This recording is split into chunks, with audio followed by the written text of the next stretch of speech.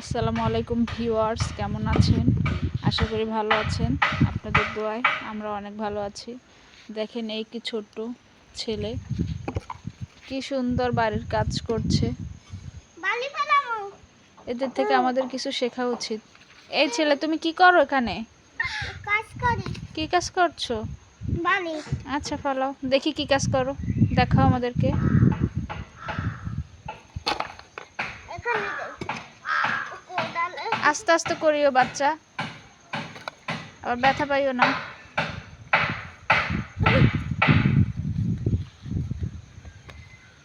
দেখেন এই বাচ্চাটি কি সুন্দর কাজ করছে। আমি বালি ফেলাইতে মিলা মুখ